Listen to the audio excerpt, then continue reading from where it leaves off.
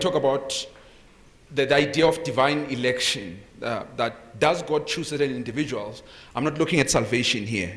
Those are issues that the Arminianism and Calvinists worry about. But we're not on about, does God choose people?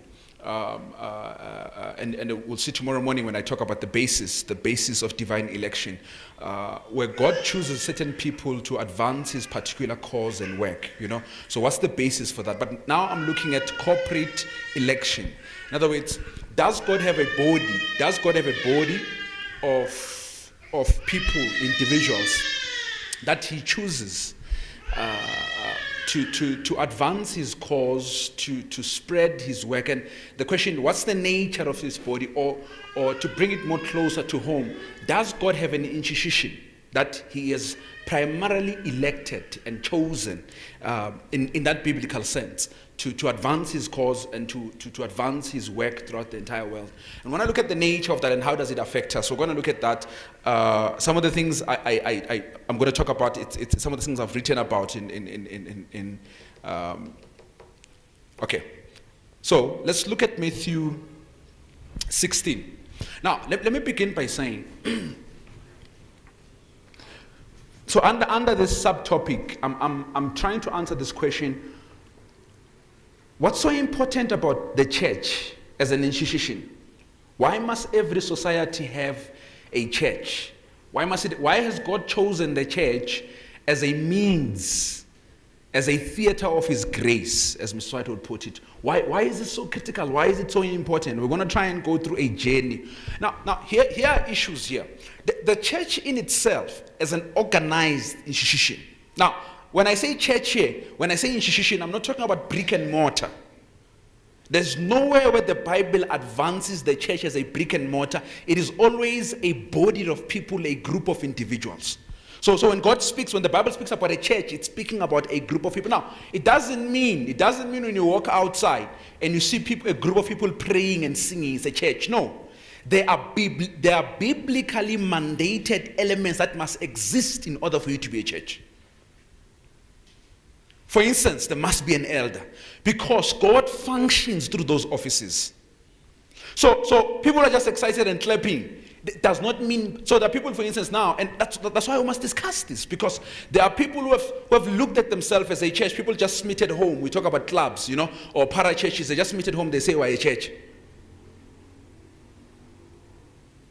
So we want to look at that, because the organized church is under threat, because particularly, I don't know here, I know back home, particularly your typical way, where most of the churches, even the buildings are underutilized, from what they were initially intended to do, because people just choose, today I'm not going to go to church. I'm going to stay at home. I'm going to have church at home. There's another one that Brinsma talks about in his book, The Body of Christ, that we want to look at as well, where the organized church is under threat because of that postmodern thought that says people have become consumers of religion, the concept that is called religiosity, where people then, it's no longer which church is the most biblical, but it's which pastor pleases me, which song service, which church sing in a way that excites me. So what he calls the concept of consumer. So people have become consumers. They're no longer shopping because they're not going to church because it's a biblical mandate, it's a biblical imperative. They're going there simply because there's something they've favored, or there's something they've liked about the pastor, how he dresses, how he sings, the music group. And so the organized church faces threat, one, because of the lack where people can simply choose to abstain and not come to church. Number two, because of the postmodern thought where people are simply saying, now I can pick and choose where I want to go to. So we're looking at the concept that does God then choose? Has God chosen the church? And what has he chosen it for? Why is it so imperative for a church to exist in every society at that corporate level? Now, let's look at Matthew 16 verses 18. Very quickly. Now, I'm gonna look at 3 points. I'm gonna look at 3 points, then I sit down. I'm probably running out of time. I think I'm left with 10 minutes. I'm gonna look at 3 points, then I sit down. The first one, it's the church and power, the church and its services, the church and salvation. I'm gonna look at those 3 points, because as we try and look at this corporate election, this means and method, a corporate body that God has chosen as means of salvation, as means of reaching the entire world. Why is it important? Because it's it's continuously undermined by even us as God's children. People just sometimes, one of your very own, when I was coming here, one of your own, I was speaking to a sister, and I'm just trying to bring this home, of course, this was not an exciting thing. It hurt me to some certain extent. She says, no, I've not been going to church for some time. So she has church at home. Whatever she does, maybe she studies at home. And the question we must arrive at, people come here. They come to gathering like these ones. They don't take them seriously. The question is, has God elected meetings like these ones? Has He chosen them as means of reaching us? God's services at church are undermined. People come to Holy Communion. They simply choose not to partake or to partake. You ask someone, says, I don't feel like partaking. So has God chosen? Why has He chosen those services? Why are they so important? And we've got to ask those questions again, because they are mandatory in this particular time. Now let's look at Matthew 16 verses 18 very quickly. The Bible says here, now we'll cover the basis of divine election in the morning for the morning devotions. And then we'll go with a series like that for the four parts in the morning.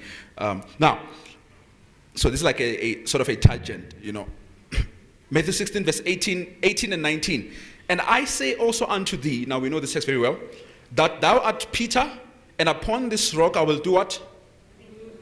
I'll build my church, and the gates of hell shall not prevail against it. Now, verse 19.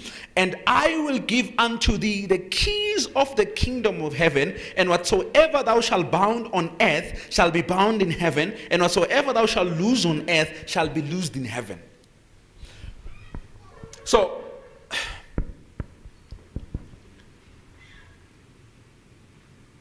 Christ here, of course, we all know, and I'm going to take this very for granted, that when He says, upon this rock I'll build my church, He's not referring to any part. Peter here is referring to particularly himself. Why? Because there is enough sufficient biblical evidence where Christ is symbolized as the rock, as the stone, as the chief cornerstone. So that's granted. But then he says, so what he means that I'm going to become the foundation of the church. That's very important. That's very important because people slide through this. Now, what he means here is that when the church emerges as an institution that I've chosen for the salvation of men, so that its very foundation is going to be me. Now, listen to this. So the very structure that A.G. Master talks about in his book is that the very structure of the church is predicated upon the presupposition that Jesus Christ is the founder. Now, which means the way the church is organized must allow room for members to always sense that the head is Jesus Christ, not a human being. Many churches govern themselves and structure themselves such that you have a one-man rule situation. It's the pastor who writes the songs. He's the one who collects the offering. He's the one who writes the theology. So that if the guy dies, the church collapses. So Christ in His church, He says, the institution I've chosen for the salvation of men and humanity is going to be my church, but the foundation is going to be me. And the church must be structured so that it gives room for people to see me as the head, not a human being. So it must make people and its leaders irrelevant at some point. So you must worry when a church is too detailed about its processes and methods. That's why Mr. White somewhere will say, we must give room for workers to sense a need to rely upon the Lord rather than on manuals. So now, not that it's wrong to have manuals, but you must worry when you have manuals for everything. Manual for waking up, for sleeping, you must worry about that. So the church must deliberately be structured to provide us with the sense that our leader is who? Is Jesus Christ. That's one. That's just now. I talk about that, of course, in the book, in the first chapter of the book. But here's where I'm going. Then he says, and the gates of Hades shall not prevail against it. The gates of hate. Now, in Genesis, that word, the gates of hate, have been used a number of times. So when he says the gates of hate, he means that the headquarters of the devil. So many times when they were fighting battles, they would say, I will fight you at the gates of the enemy. The headquarters of the devil will not be able to subdue God's church. So he distinguishes the two things. Those who are in the church are able, then the church, in other words, in other words, how God has chosen it and positioned it is that it will triumph against the gates of hate, the headquarters of the enemy itself. How is it going to do this? How is the church going to? Because now Christ is drawing a very important he's saying, look, there is a physical world. All other institutions of the world. That's why a church must exist in every society, because every other institution of the society is focused on dealing with physical issues that I was struggling with. But then Christ says, no, but there is a spiritual world. There is a world that is unseen on our eyes, on our bare naked eyes. And I'm positioning my church to deal with those issues. Now, let's go quickly to, just so that you see this, what I'm talking about. Let's go to Mark chapter 5. Sorry, let's go to verse 30. Verse 30. I was in Lesotho when I was speaking on this verse, and this is very important. On YouTube, I have a short clip on this text, particularly where, and let me bring that insert, where because Lesotho is like a quasi-monarch, you know. So the king, let's see, the third, the king of the nation there, comes to church, the Seventh Church. I was invited to speak there by Dorcas Mothers. There's a program. And in the morning, uninvited, no one invited him. He just lands at church. Look, that church has nothing beautiful. There's no roof. It's still being built. Look, the man lives a palace. What I mean, he lives a palace. And command of people, he comes to church. And you've got to ask yourself a question here. Why must he leave a palace and come to church? Because he's aware there are provisions God has provided in this institution that are not provided in the palace. So that it's important, that framework of thinking is very important. So as we look at the society, we've got to look at it and say, wait a minute, there are things that the government can provide us with. The legal institution provides us with means of assistance on legal issues, the health ministry, but the church must exist because there are things that the world cannot cater for, that the church must cater for. So then watch this in Mark chapter 5 verse 35, verse 30 says, and Jesus, immediately knowing in himself that virtue had went out of him, turned him about in the press and said, who touched my clothes? I hope you didn't miss. There's a word there that means virtue.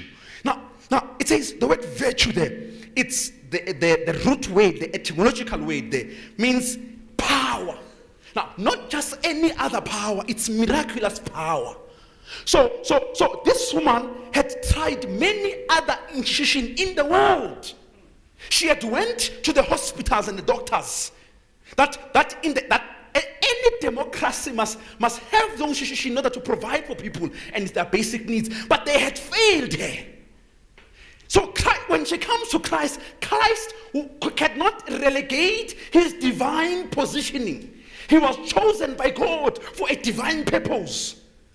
So when he comes to Christ cannot become a psychologist and say, hey, let me treat you. No, it says power went out of Christ. It's a miraculous power that denotes divinity, not humanity.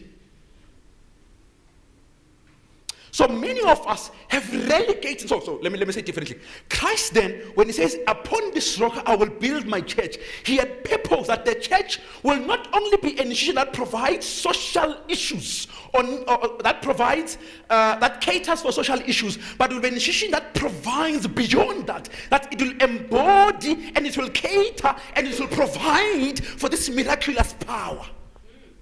There are two notions in the Bible. There is power in a sense that can be attained by human power, where, like my friend Michael here, he's a bit built, well. So if he hits me with one clap and I fall, in a human sense, he's powerful. But if I just stand and look at you and you fall, who's more powerful? So what I'm coming to, this true sense of power. For instance, in Romans 9, when the Bible says, "Does not the potter have power over the clay?" It is authoritative power. It's power that any one of us can have. Some of you are owners of business. You sit in high places. You have that power over people. What the Bible was presenting with the church, and with Mark chapter 5 verse 30, Acts 1 verse 8, Luke 1:35, that type of power that the church must possess, that God's chosen institution must cater for, it's miraculous power. It's power that does not denote human activity, but only divine presence. So God says, I'm going to provide my church. I'm going to choose my church, so that when people come to church, it's not only an interaction amongst human beings, it's an interaction with divinity. And at that level, we must experience this power, this miraculous power. The problem with God's people is the same problem that you find in that story of Mark 5, where people, the Bible, we hear from Minister of Healing, it says, when they came, when they were touching Christ, many of them, it says many were touching him, but none of them received this miraculous power. Why? Because the touches were casual. They were not conscious who was there and who was in their midst. People come through church doors. They are not conscious of the divine presence in their midst. They are more conscious about friends who are so sensitive to physical presence than divine presence. And so we walk out of church devoid of spiritual power because we're not conscious of what's in our midst. When we're in Zambia, Elder Randy says, look at everyone. Everyone is speaking to everyone, but no one is speaking to God. If I was God, I'd be the most bored person on earth. Because people come to church, it's occasion for potlucks, not occasion for interacting with divinity. People are not even conscious of the angels just sitting next to them. They're more conscious of the human being. And so, because of the lack of consciousness, we walk out of God's church lacking the blessings of interacting with divinity. One mother at the church, my early years of becoming an Adventist, the child falls sick. And she quickly takes the child to the medical doctor. That's on Sabbath. Now, I'm not demeriting or meriting that thing. I'm not here for that at this particular point. So, but she takes the child to the doctor, and when she comes back, those good old deacons, they say to her, you belittle the power of this place, that you would live here without praying and rush to a doctor. And they had a point. We are told in SOB that it's in meetings like this where God pours out his Holy Spirit in its fullness. Amen. Why do people undermine the presence of divinity? It's because they are not conscious of that divine presence. So the presence of God is secondary in nature. And so when you look at the church, one of the phenomena of the church, one of the phenomenal things about it, I'm telling you now, you look at many countries, even the idea that you are Kenyan does not unite you. Or the idea that I'm Nigerian. Nigeria, that's why one scholar said, that there's not like a Nigerian entity, because everyone is just, we're divided about ethnic races divide us. But where I'm coming to is that God looks at it and says, my people are not going to be united because of any ethnic common factors or because they're in the same profession or anything. They're going to be united because they're being possessed by the same spirit. Amen. So that's the center of this institution, was that it's going to embody this power that's able to produce this level of unity that's going to shock the world. And so God's people, that's why it's amazing. People walk in with problems in church. On Sabbath, every Sabbath, they walk out with those problems. Because in their mind, they're not conscious of what's going on in their midst. And the overwhelming presence of divinity. And so we parade our problems to other people except God. Let me wrap up with this point. I think let me wrap up with this very important point.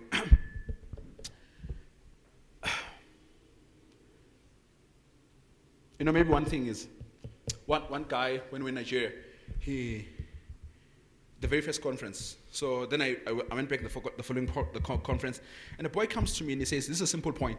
He says to me, you know what? We're about to kneel down and pray. And he says, I respect these prayers because just last year, I was without a job. And when everyone knelt, I silently whispered to God that I needed a job. When we left, that's 3 days, 4 days, 3 days, but when we left the conference, when he walked out of the door, he got a call that he has a job. And he says, so what he's trying to do, he's trying to re-engineer the consciousness of his fellow human beings, that what we're doing now is not a ceremonial act. No. There's someone in our midst. And he says, you better be conscious for your own sake. Look, God in heaven delegates, he delegates in other words, the church is a derivative of heaven, if you want to say that. So God delegates certain functions to his church. When you look at, so God delegates certain functions. So by the mere fact of the church performing those services, it's an act of God performing them. So Holy Communion, just a simple line. Holy Communion, for instance, you can have that wine, that monish, you can have it. And those biscuits, you can have it in your home. But it won't be holy. It will be a communion, but it won't be a holy one. It is holy only when it's done under the mold, the vehicle God has chosen to do it. His church, and under the ministries, the office that God has chosen. So in other words, what God had designed Holy Communion to do was to take care of our sins post-baptism. So even when I don't have it at church and I go have it at my home, it will not account as a forgiveness of sins in heaven, because it's not happening under the chosen vehicle that God has chosen. The verse 19 says, remember verse 19, it says that whatever you bind here on earth shall be bounded in heaven. People take it lightly. They take it lightly, as my friend will say, I'm not talking about kangaroo church boards here. They take it lightly when church board sits and discusses my issues of my own salvation. We think it's a light thing. No. God says whatever is tied here. So when there's a declaration about my spiritual life from a church board sitting, I'm talking about serious spiritual church boards, not Mickey Mouse things. That declaration is the same declaration as if God himself was pronouncing on me. That's how God takes seriously his decision. There are people with this Africa thing, people get excited, I'm just going to wrap it up. People with this Africa thing, this one always gets me in trouble back home. People with this concept of Africa getting excited, and people will say, no, but paying lobola is the same as getting married. Look, Paul says, don't we have power to lead a man and a wife? What does he mean? What does he mean? So God has delegated that. Now, two things. You go to court or to lawyers to give you the legal right in your marriage. That when you wake up tomorrow, he doesn't tell you I didn't marry you. You can claim at court. No, we were married. I own half or whatever. You following me? So you have legal claims. And that's why you need a representative from that institution. God says, I have my own institution. I'm delegating my presence through a minister, the doctrine of the ordained creation. He says, I find my representative, my presence through this person. So that tomorrow you can have spiritual claims in your union. And people undermine that thing. 2 last verses, Acts 5, don't open them, Acts 5 verse 14, and Acts chapter 2 verse 49. The Bible says, and many, Acts 2:49, and many were added unto the church daily. Acts 5:14, and many were added unto the Lord daily. For the Bible uses synonymously joining a church and joining God. The Bible takes that thing synonymously. What am I saying? Joining a church is an important step in you being saved.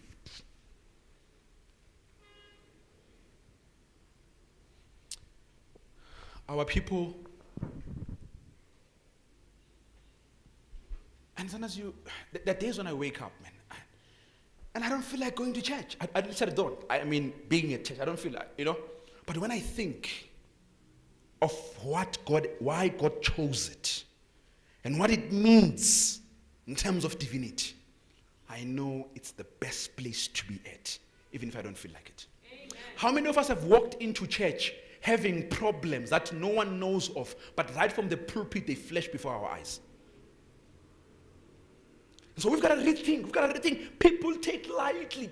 They take lightly just church board meetings, attending those meetings. And God says, you have become a member. A young lady was one university I was speaking at, and she comes to me and she says, Sihle, she was a Muslim before. And she says to me, her parents had disowned her. By the time she says, look,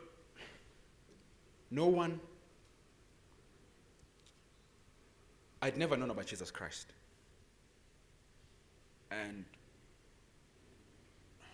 I only knew Jesus Christ through dreams. Jesus Christ visited me. That's what she says. Now, it's your problem whether you believe it or not, but the story is real. Jesus Christ visited me through dreams, and the desire to know his word, because there was no Bible at home.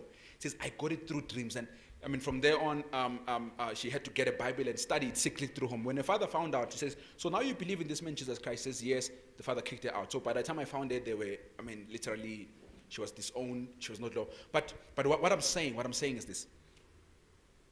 Christ visits her through dreams. And Christ points her through his chosen instrument, his church. The commentary we have on Acts chapter 9, Mrs. White, about Paul. When God meets Paul in Damascus, she says, God refused to sanction Paul's spiritual experience outside of his church. That's why after Paul meets Christ one-on-one, God points him to his church. He says, you must meet my people, because this is the theater I have chosen. I pray that every one of our lives, when we go back to our churches, it will be a new dawn, a new meaning in how we interact when we go to church, in what we experience when we come in, that when we leave our homes, there's a passage in Scripture that says there are people who go to church, and I mean, just asking God and saying, I want to hear you speak to me today. And says, I want a blessing, I want to know you, I want to hear you when I go into those doors. The consciousness of where you're going. So it ceases to become about potluck. It ceases to become just about interaction with human beings. It is interaction with divinity. May God bless you. Amen.